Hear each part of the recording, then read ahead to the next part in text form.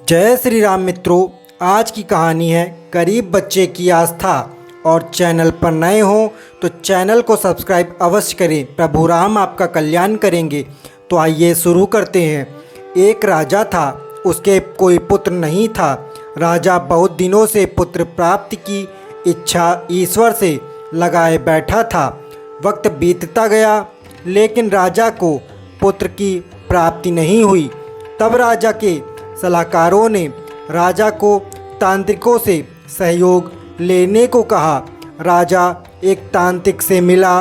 तांत्रिक की तरफ से राजा को सुझाव मिला कि यदि किसी बच्चे की बलि दे दी जाए तो राजा को पुत्र की प्राप्ति हो सकती है।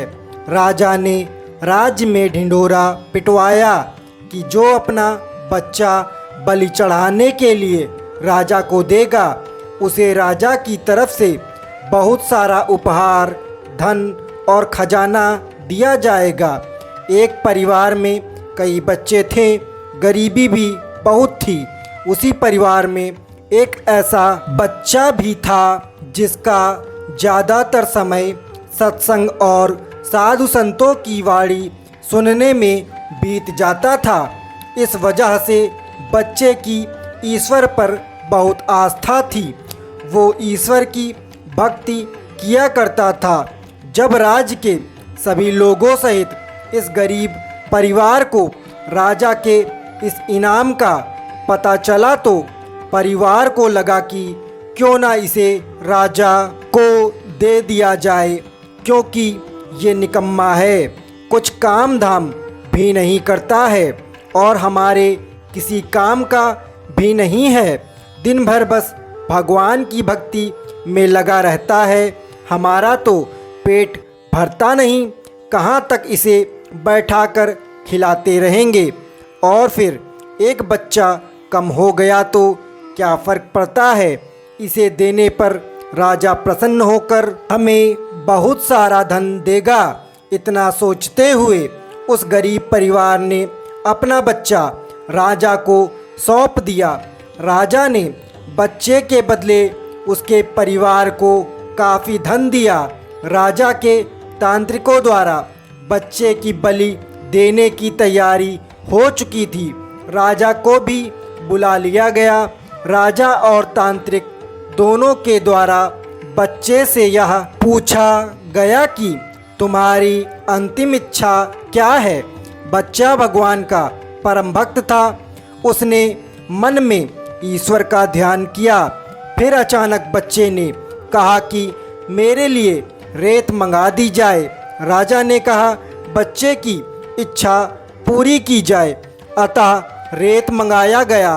बच्चे ने उसे रेत के द्वारा रेत के 4 ढेर बनाए। एक एक करके बच्चे ने 3 रेत के ढेरों को बुरी तरह से तोड़ दिया और चौथे के सामने हाथ जोड़कर बैठ गया और उसने राजा से कहा कि अब जो करना है आप लोग कर सकते हैं। यह सब देखकर तांत्रिक बुरी तरह भयभीत हो गया और तांत्रिक ने बच्चे से पूछा, पहले तुम यह बताओ कि ये तुमने क्या किया है और क्यों किया। राजा ने भी यही सवाल बच्चे से पूछा तो बच्चे ने कहा कि पहली ढेरी मेरे माता पिता की थी। मेरी रक्षा करना उनका कर्तव्य था, परंतु उन्होंने अपने स्वार्थ और लालच में अंधे होकर ममता की बलि दे दी। कर्तव्य का पालन ना करके पैसे के लिए मुझे बेच दिया, इसलिए मैंने ये ढेरी तोड़ दी है। दूसरी ढेरी मेरे सगे संबंधियों की थी, परंतु उन्होंने भी मेरे माता पिता को नहीं समझाया, अतः मैंने दूसरी ढेरी को भी तोड़ दिया। और तीसरी ढेरी हे महाराज आपकी थी, क्योंकि राज्य की प्रजा की रक्षा करना राजा का ही धर्म होता है। परंतु जब राजा ही अधर्म के मार्ग पर चलकर मेरी बलि देना चाह रहा है तो ये ढेरी भी मैंने तोड़ दी। और चौथी ढेरी मेरे प्रिय ईश्वर की है। अब सिर्फ और सिर्फ अपने ईश्वर पर ही मुझे भरोसा है कि वह हमारी रक्षा अवश्य करेंगे, इसलिए यह एक ढेरी मैंने छोड़ दी है। बच्चे का उत्तर सुनकर राजा अंदर तक हिल गया। मन ही मन राजा तर्क करने लगा, विचार करने लगा कि ये मैं कैसा अधर्म करने जा रहा था। भला अधर्म के रास्ते पर चलकर मुझे पुत्र की प्राप्ति कैसे हो सकती है। ऐसा लग रहा था मानो ईश्वर ने राजा को सद्बुद्धि प्रदान कर दी और राजा को अपना प्रजाहित का कर्तव्य याद आया। राजा ने अपने मन से बच्चे की बलि देने का विचार निकाल दिया। राजा ने बच्चे की बलि रुकवा दी। इतना करते ही तुरंत राजा के मन में ये ख्याल आ गया कि क्यों ना ये बच्चा मैं पालूं, इसे अपना पुत्र बना लूं, अपने पास रखूं। आखिरकार इतना ज्ञानी और ईश्वर प्रेमी बच्चा मुझे कहाँ मिलेगा। इतना सोचते हुए राजा ने बच्चे को सीने से लगाकर ऐलान कर दिया कि आज से ये मेरा पुत्र है, मैं इसे गोद लेता हूँ। राजा फूट फूट कर रोने लगा और खुद को कोसने लगा कि मैं अत्यंत मूर्ख हूँ। अपनी कामना और पुत्र प्राप्त की लालच में इतना लिप्त हो गया था कि धर्म और अधर्म में फर्क ही ना जान सका।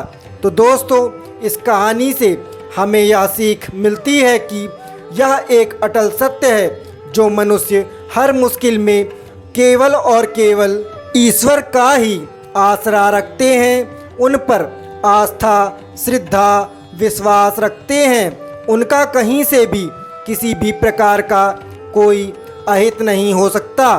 बस निस्वार्थ होकर अच्छे कर्म करने की देरी है। ईश्वर यानी हमारे अच्छे कर्म हमारे सारे बिगड़े काम संवारते हैं। संसार में सभी रिश्ते झूठे हैं, केवल एक प्रभु का नाम ही सत्य है।